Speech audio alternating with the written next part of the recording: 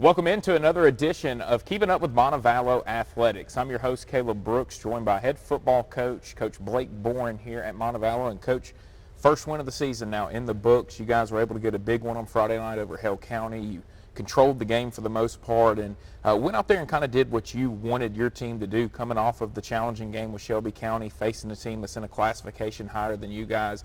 Did you feel like that paid off on Friday night with the physicality that you guys were able to bring to the game and, kind of being able to move this Hale County team around like y'all were able to on Friday? Yeah, I think it kind of goes what we've talked about.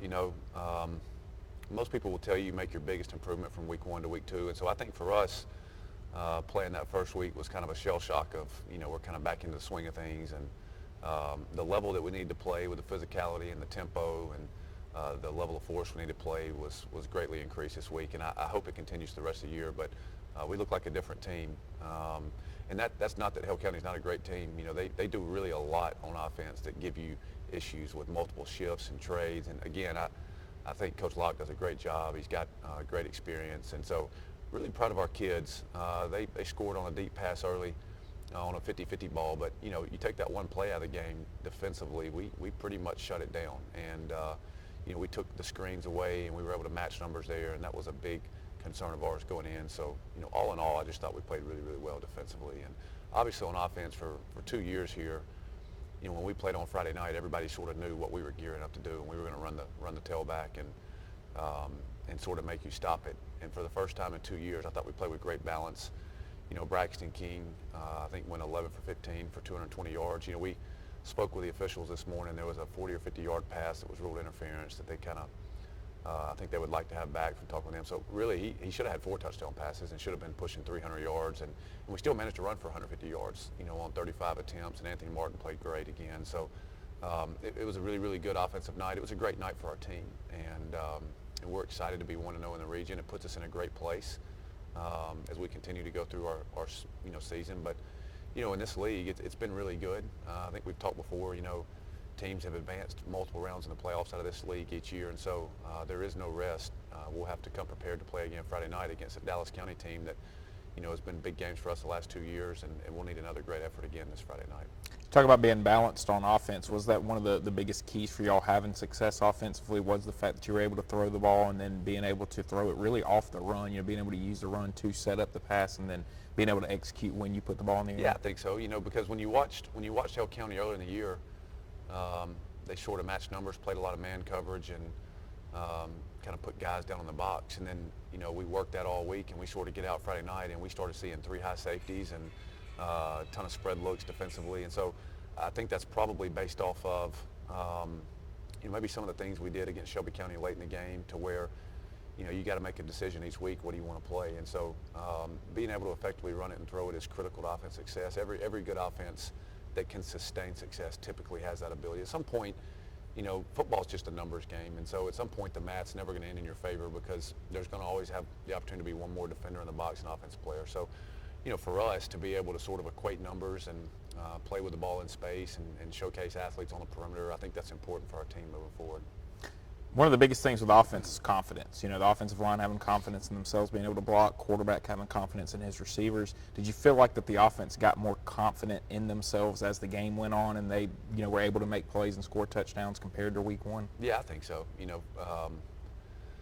Our offensive line played really, really well. We had no pressures Friday night. I think we had 2 scrambles that resulted in explosives for us. But I don't know that we had a sack, and we did a nice job up front. I think Jaylon Hudson played really well at right tackle for us. I thought Brantley Burke, our center, did a really nice job. And then Jalen Williams had some great blocks as well. And so really excited about our offensive line group. Really excited about, obviously the 3 seniors played great. But, we've got 2 young players who played really, really well Friday night. One, left guard, AJ, for us, started, second game of his high school career. He'll start every game of his high school career. Played really, really well Friday night. And so we're excited about some of the depth we have. We feel like we can play 7 or 8 guys at the offensive line and not see much of a drop-off. And so I think that will pay dividends for us down the road as you start to get beat up and banged up, and being able to insert guys, they get good quality reps. And the other thing that happened Friday night was really a pleasant surprise as well, is our linebacker EJ came in and played running back, and I think had 10 attempts for 55 yards. And so, depth at running back was a concern of ours, and it was an issue, but I think we've sort of solidified that now with E.J. Mort being able to come in. Obviously, Peyton King can run it as well if we need to. So we feel like we're in a good place offensively, and obviously we want to keep it rolling. We talked about conditioning in week one. Did you feel like your team was in better shape in game two, able to handle playing both sides of the ball, that type of stuff? Yeah, it was a weird night, and I don't know if there was so much conditioning as it was just the weather. It was an active weather pattern. There was several games and delays across the state. And so I think more so than game one, when we got out there Friday night, it was sticky and muggy. And so I think it had an effect on both teams. I thought we handled it really well.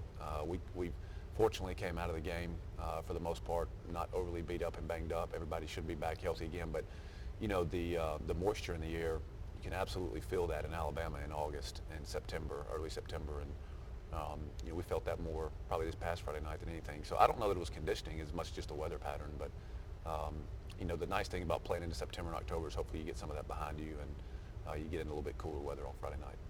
Shift of focus now to Dallas County. It'll be another home game for you guys, and getting to open up at home the way that you guys have with 3 straight games and getting to be here.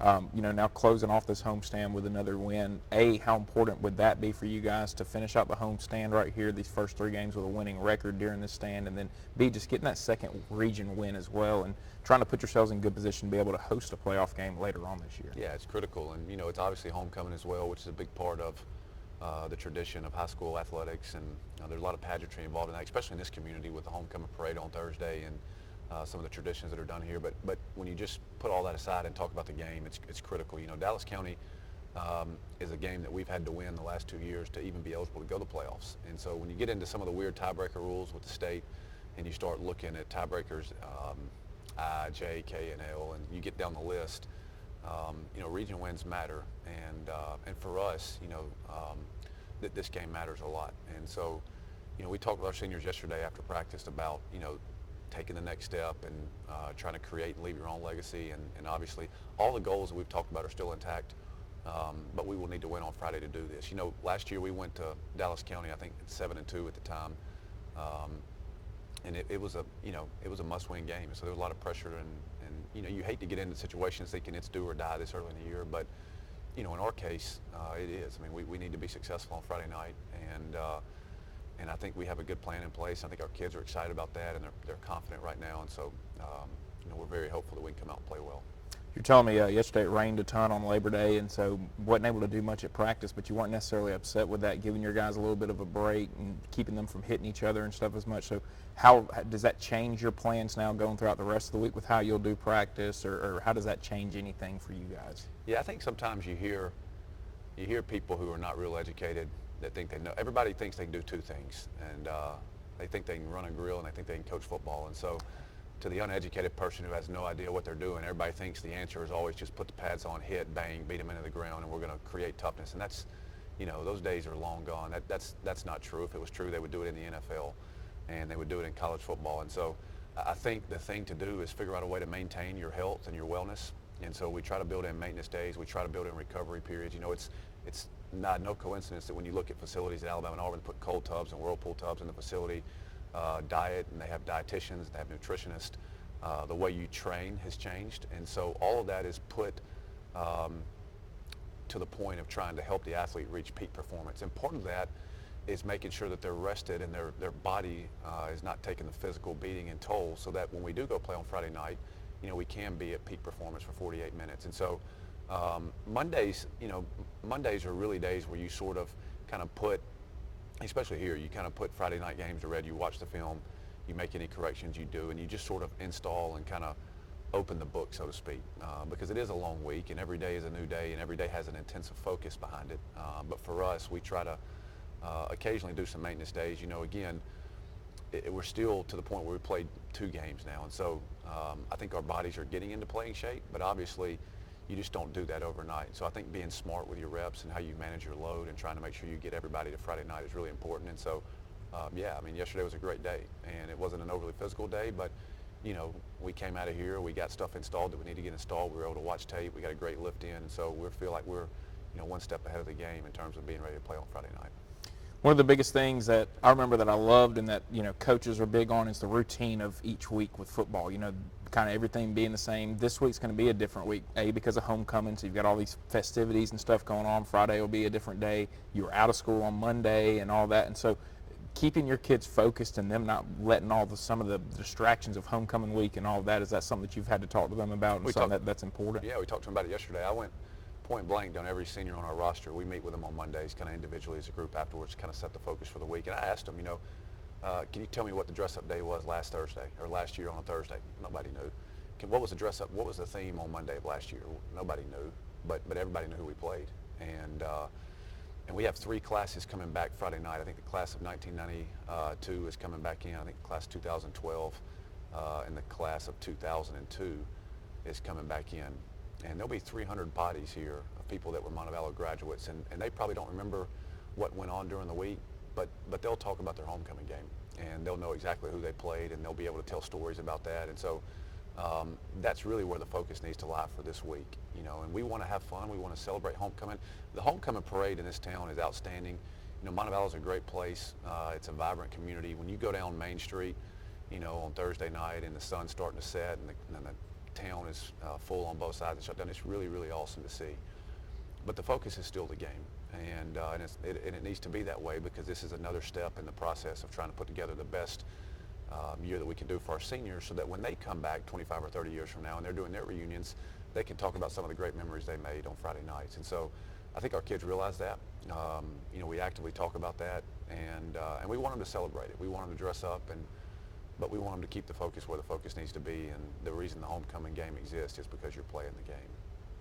What are your biggest keys for Friday? What is this team going to have to do really well to come away with another win? I think, again, as we have said every week, football is running the football, tackling and blocking, and we've got to do that again on Friday night. We want to play with balance.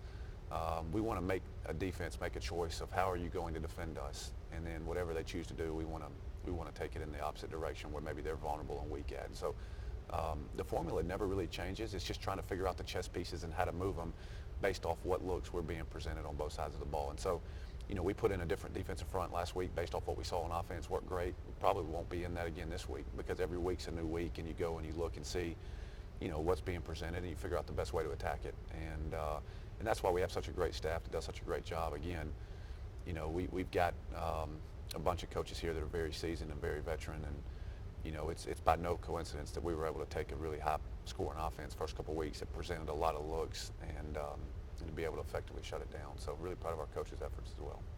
Coach, appreciate you taking time again this week. Sit down with me, and good luck to you guys awesome. Friday night for homecoming. Yep, good to see you again.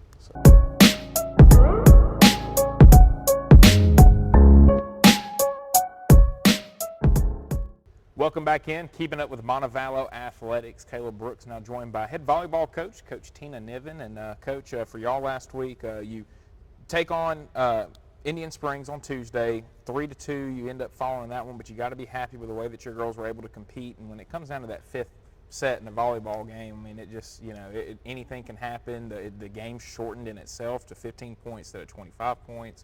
But obviously a big contest there. You talked about how that one was an important one. Indian Springs, always a really good program.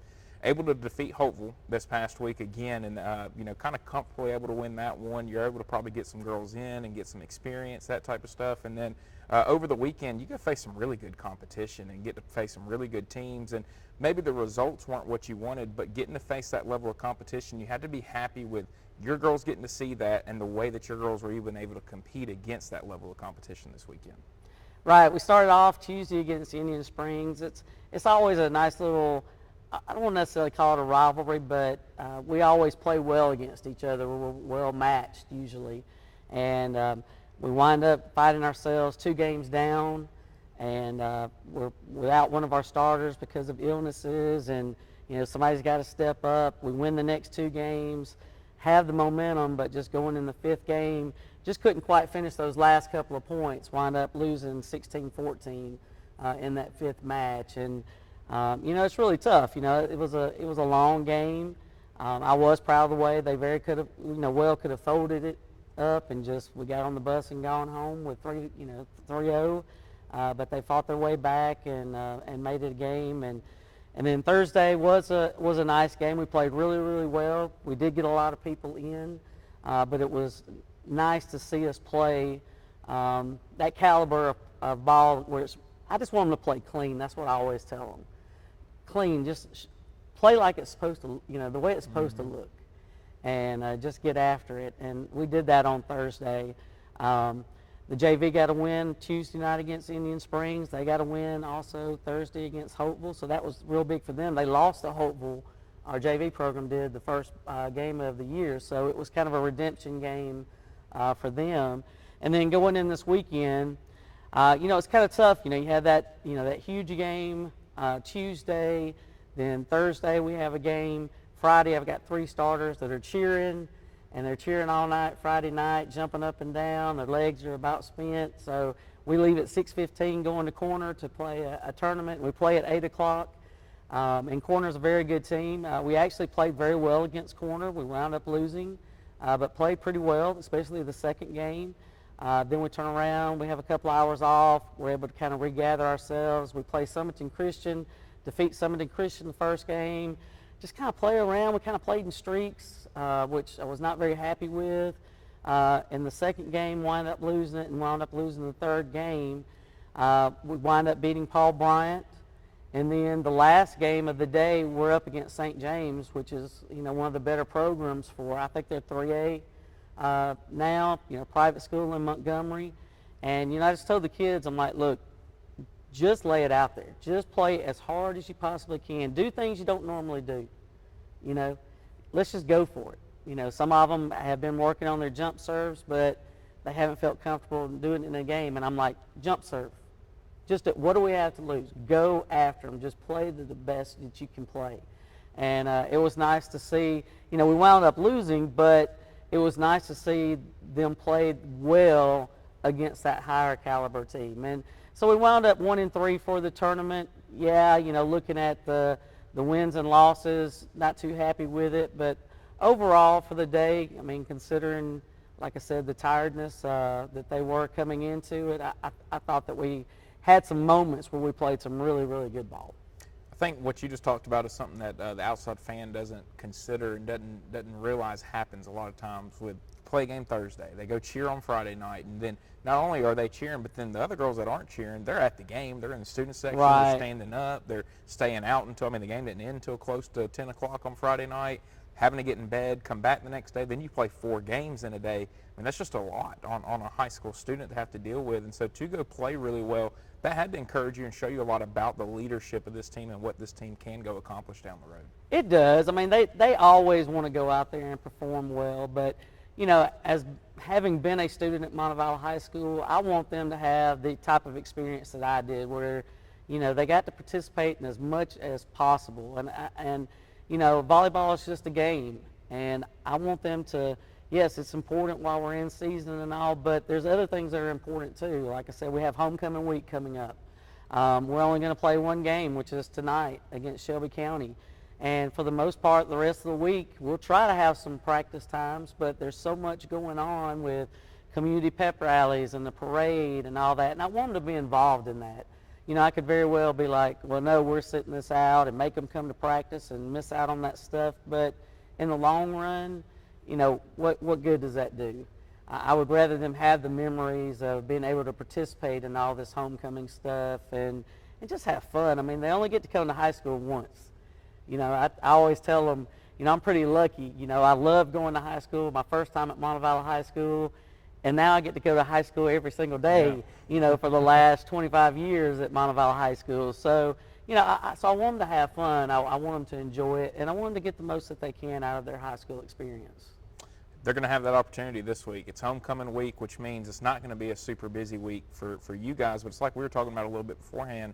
May not be a bad thing. 3 weeks into the season now, you almost kind of get an off week. We see football and some of these sports, they get a bye week during the year. That's almost what this week's going to be like outside of tonight, where you guys will play your only game of the week. They get to kind of step away from volleyball, maybe come back next week a little bit refreshed and focused when the most meaningful games of the season come around. That's true. We play 2 area games next week. As a coach, you're always a little bit weary. We'll get a couple of hours here and there in of serving and passing, hopefully most every day, but it won't be that 2-hour grind of practicing that we normally have during the week. So hopefully they will come back, fired up, and ready to go to defeat Bibb County and West Blockton next week. When you look at, this week and the opportunity to just kind of step away a little bit, obviously I'm sure you've talked to them about, hey, just because we're not doing stuff, you can still be mentally focused. You can still Right. think about this. And is that kind of what you're expecting, especially from an older group of girls, is for them to really understand what this week is, they've now been through this for 3 years now of varsity playing and understand what this week's like. So being able to handle this the right way and come back next week, is that something you've kind of talked to them about? I haven't really talked to them about that yet. We kind of, after Saturday, it was like, hey, we didn't even practice yesterday on Labor Day. I was like, everybody take the day off. I need the day off. We've been going so many weeks in a row and, no days off. And so we got to kind of step away then. But with this group, they're kind of used to it. Like I said, I have a whole returning group because we didn't have any seniors last year. So they've already gone through a homecoming week. Usually it's a little bit later in the season, but it just happens that homecoming's a little bit earlier, and and it does fall where the area games are kind of crucial coming up. But they're very mature. They know they can come in and get individual time in the gym, which they'll do if they think that they need it. So I'm not worried about them. They're mature enough to handle the situation. You kind of talked about in the St. James game just going out there and just playing, and getting after it. And even though you didn't come up with a win in that one, what did that game show you? I mean, they're a program that's played for state championships, and they've been right there at the end year after year, and they're a consistent program down there. So what did that really show you about what this team really could be capable of on down the line? Yeah, we had some really great plays in St. James, and especially just being relentless, not letting the ball fall, going after everything, diving, what seemed 10 yards, to try to dig up a ball. Just laying it all on the line. That's kind of, if I can ever get us to where we play like that all the time, then I've solved the puzzle. Like I said, we kind of played in spurts this weekend, but that was the one thing in that game that, I was like, you have nothing to lose. I mean, this is a better team. I'm very honest with my team all the time. But you play the game because, upsets are called upsets for a reason. So we go out there and, I'm just like, just go give it your all. Some of them have been working on their jump serves, but they haven't really jump served in a game. I'm like, this is the time to do it. Let's go. Just whatever you have, give it to them. And we were able to see some nice things. So hopefully that's some things that gave them some confidence that they can take into these games coming up. Looking at next week for you guys, obviously we'll talk about it when next week rolls around, but just kind of talk about the importance of these area games and what it sets up for you guys. Obviously, you guys want to be right here in this gym hosting at the end of the year. And so what do these games really kind of mean towards getting that opportunity at the end of the season? Well, I believe, I could be wrong, but I believe last year was the first year that we've lost the area championship in volleyball since I've been coaching. And it didn't sit well with me, and it didn't sit well with the kids. And so they want to make sure, most of all, that they go through this season and they get that area championship. Winning these first couple of games for a regular season at least gets you the opportunity to host. And there's only 3 teams in our area now. So if you host, you're going to get a bye for that first game. So you only have to play 1 game that day, and you're going to move on to regionals no matter what. But we want to be able to host the tournament here, and we want to win that outright area tournament, and we want to go undefeated in the area for the season. That's been our goal since day one. Coach, we will discuss more about that next week. Really appreciate you taking time to sit down with me. Have a fun week this week with homecoming festivities going on and everything, and really look forward to being back here next week as we get to start talking about the biggest games of the year coming up. Thank you.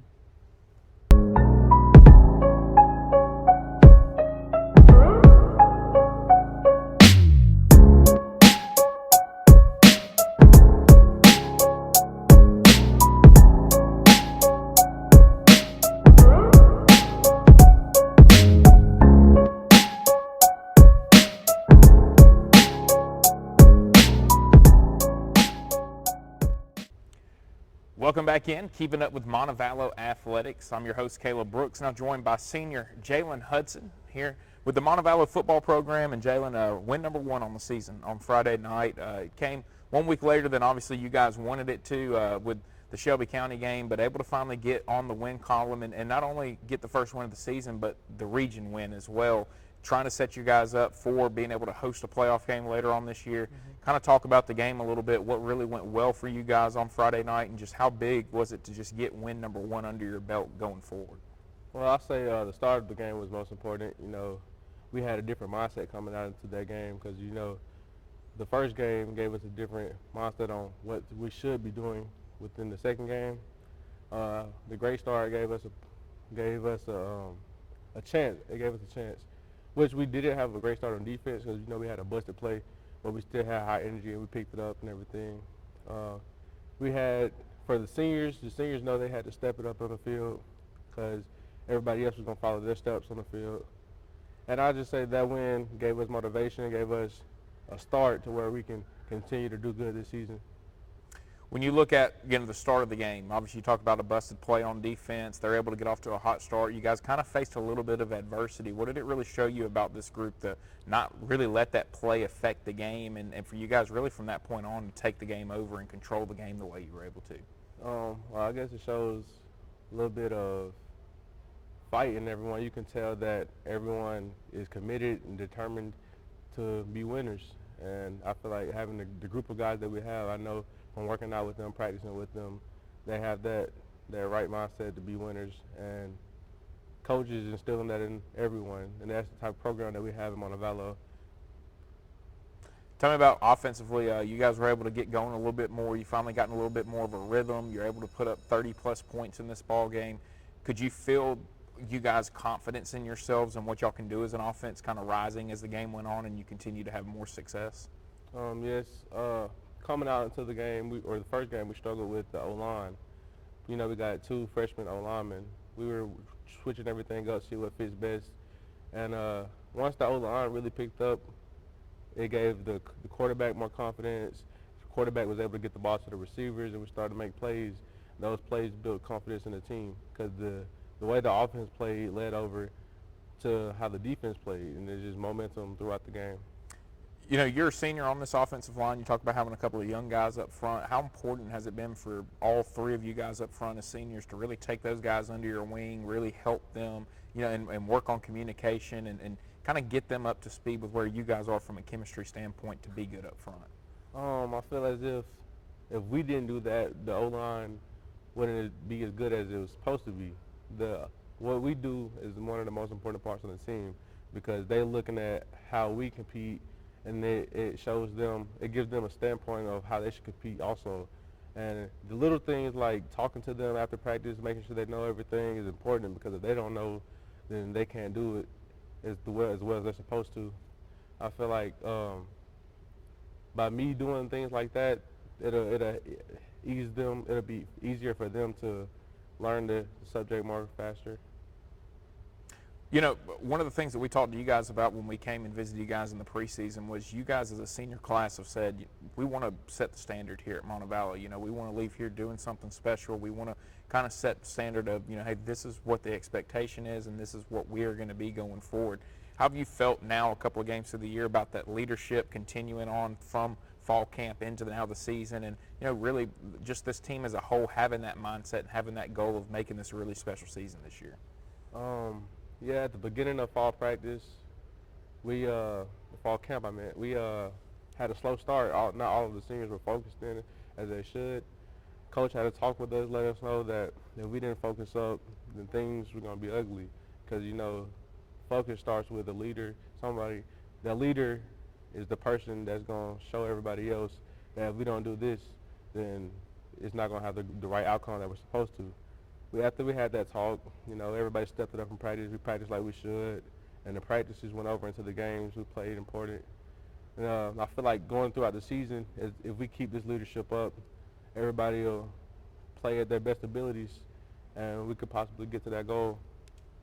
Looking at this week, homecoming week for you guys, you know, kind of tell me a little bit about this week. You know, I remember from when I was playing, homecoming week brings a lot of outside things. You know, you're dressing up at school, you got a parade that's going to go on, you've got alumni coming back. How important is it for you guys to not let all that be a distraction for you guys and to stay focused on what you guys need to accomplish on Friday night? Yeah, we mentioned, I mentioned we had a meeting with coach or whatever, all the seniors, and he told us about how we can do all these fun things, but the main goal for us is to focus for the game, because the things that we do that we're celebrating throughout the week is for us so we can participate in the game. And if we don't play how we're supposed to play in the game, then it just kind of takes away the point of homecoming. I feel like as us seniors, we keeping everybody else locked in throughout the week. Then we'll have a great game, and the fun will come Saturday night once we go to homecoming. When you look at this Friday night, what's going to be the biggest keys? Like, where do you want to see this team take another step forward? Where do you want to see some improvements from this past Friday into this Friday night? I feel like everybody should, we had a lot of guys cramping. So this week, this team we're playing, they're not the best team, but we're not going to take it for granted. We're going to make sure everybody's getting hydrated, playing the way they need to be playing, so that after we get through this week, we'll be ready for next week as well.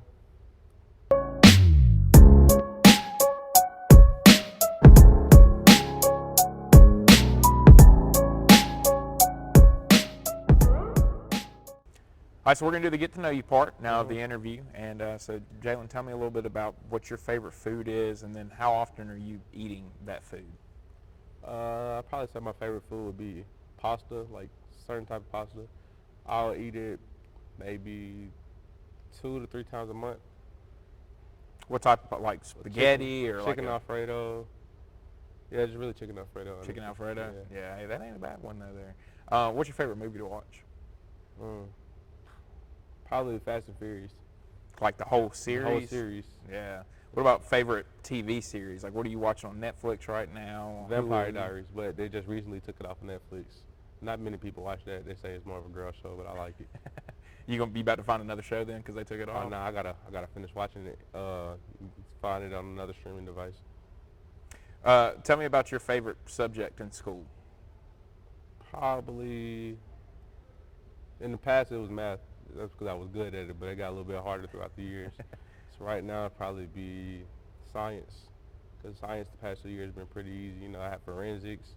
This year I'm taking environmental, and they're just things that where you can get more involved in class instead of like biology where it's just straight notes and everything.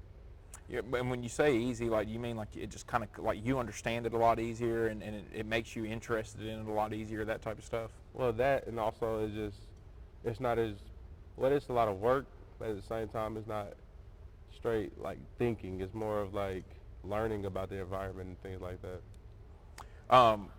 What music are you listening to before a game to get ready and to get yourself focused? We listen to a lot of rap before the games to get us a little hype. We listen to people like, I don't know if you know these artists, we listen to Big Avo, TL5, TNT Tez, a new upcoming artist. Big Avo's from Birmingham, right? Yeah. When you look at this team just as a whole, I mean, kind of tell me about what's been special about this group. What makes this a special team to be a part of? What makes Montevallo a special place to be at? This group has really been together since City League.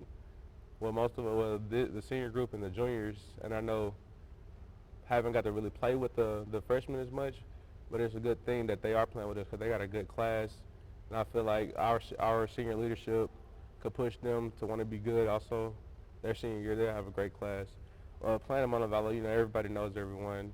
We played with the seniors when we were freshmen, and they gave us a great standpoint of what to be like or what to want to be like our senior year, and I feel like we should do that as well with the class that we have. Awesome, man. Well, hey, listen, appreciate you taking the time to sit down with me. Good luck the rest of this year, man, and good luck this weekend. Should be a really, really fun game, homecoming being here, and really look forward to seeing how things go for y'all. Yes, sir. It's going to do it for us here on Keeping Up with Montevallo Athletics. We'll be back next week live right here at Montevallo.